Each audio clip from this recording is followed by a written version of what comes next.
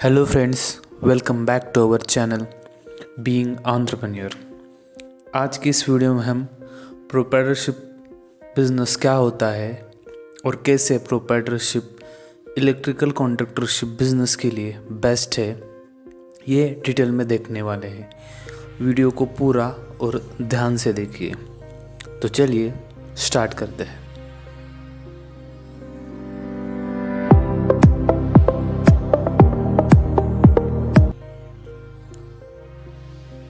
अगर आप electrical contractor business start करना चाहते हो तो आपके लिए कंपनी रजिस्ट्रेशन करना बहुत इम्पोर्टेंट है।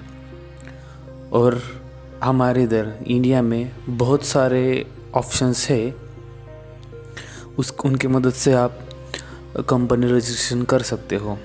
ऑप्शंस लाइक सोल प्रोप्राइटरशिप आप रजिस्टर कर सकते हो, पार्टनरशिप फर्म बना सकते हो अगर आपके साथ कोई पार्टनर हो तो, प्राइवेट लिमिटेड कंपनी है, एलएलपी है, ओपीसी मतलब वन पर्सन कंपनी है। इस तरह के बहुत ऑप्शंस आपके सामने हैं, आपके पास है। लेकिन फॉर इलेक्ट्रिकल कॉन्ट्रैक्टरशिप बिजनेस के लिए क्या बेस्ट है, ये हम आज के वीडियो में देखने वाले हैं। बहुत सारे लोग जो कि इलेक्ट्रिकल कॉन्ट्रैक्टर बनना चाहते हैं, उनमें से बहुत सारे या तो स्टूडेंट मतलब अभी अभी पास आउट है, या तो वो लोग हैं जो लाइफ में बिजनेस फर्स्ट टाइम स्टार्ट कर रहे हैं। दोनों भी कंडीशन में वो बिजनेस फ्रेशर्स हम बोल सकते हैं। मेरे ख्याल से स्टार्ट में हमें सिंपल चीज़ों से गुजरना चाहिए। इसका मतलब है कि कंपनी रजिस्ट्रेशन के लिए कोई भी ऐसा रजिस्ट्रेशन करना चाहिए जो कि समझने में इजी हो। दूसरा, डॉक्यूमेंट्स कम लगे, स्टार्ट करने में आसानी हो, यानी टाइम रिक्वायर्ड ज़्यादा टाइम ना लगे, जल्दी स्टार्ट हो जाए। ऑब्वियसली पैसे कम लगे, पैसे की बचत हो, और सबसे इम्पोर्टेंट कि प्रोसीजर और वर्किंग प्रोसेस जो है वो इजी होना चाहिए। और मेरे ख्याल से proprietorship is the only registration which has all this advantages.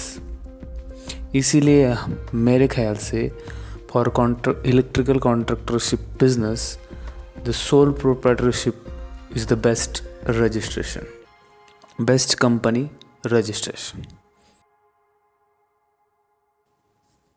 तो सबसे पहले हम देखेंगे कि प्रोप्राइटरशिप क्या होता है, व्हाट एग्जैक्टली प्रोप्राइटरशिप इज।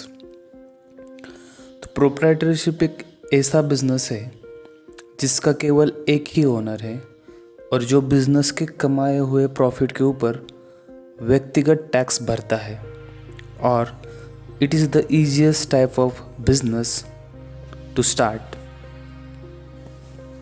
चलिए अब देखते हैं कि डॉक्यूमेंट्स क्या क्या लगते हैं सोल प्रोप्राइटरशिप के लिए। The documents required for a sole proprietorship. सबसे पहले और सबसे इम्पोर्टेंट आपको लगने वाला है कि कंपनी का नेम।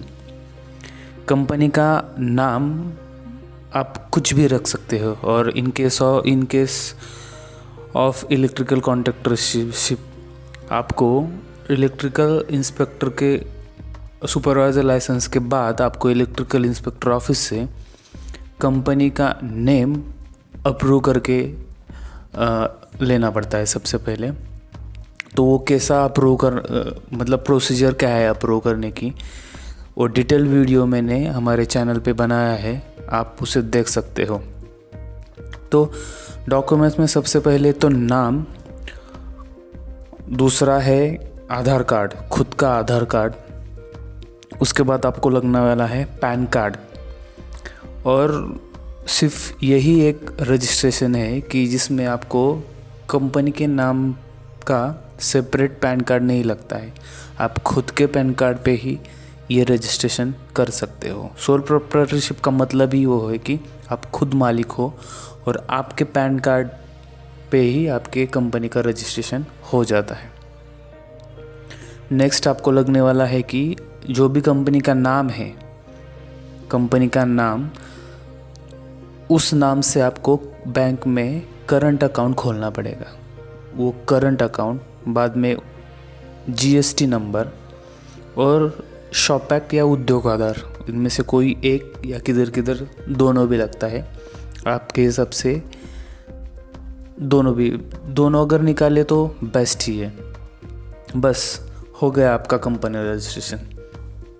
बस इतने ही डॉक्यूमेंट्स लगते हैं, इसीलिए ये ईजीएस्ट वे है टू रजिस्टर योर कंपनी और स्टार्ट द बिजनेस। तो चलिए अब इसके फ़ायदे देखते हैं। One of the advantages of the sole proprietorship is it's simplicity. आपको आपके बिजनेस के लिए और आपके लिए अलग से टैक्स भरने की ज़रूरत नहीं है।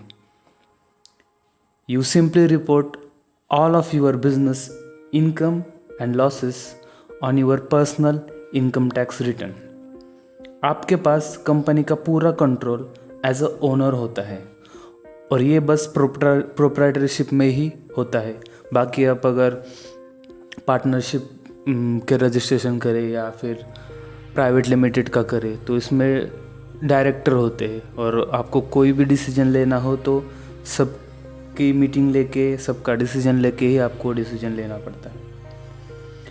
नेक्स्ट बेनिफिट है कि लेस पेपर वर्क। इसमें जैसा कि अब आपको अभी तक पता चला होगा कि इसमें बहुत कम रजिस्ट्रेशन के लिए भी कम डॉक्यूमेंट्स लगते हैं, इसका टैक्सेशन भी बहुत कम है। नेक्स्ट, फ्यूअर बिजनेस फीस, मतलब कि इसमें से बहुत ही कम पेपर वर्क कम है, रजिस्ट्रेशन के लिए डॉक्यूमेंट कम लगते हैं और इसके साथ साथ फीस भी ये रजिस्ट्रेशन के लिए बहुत कम लगती है।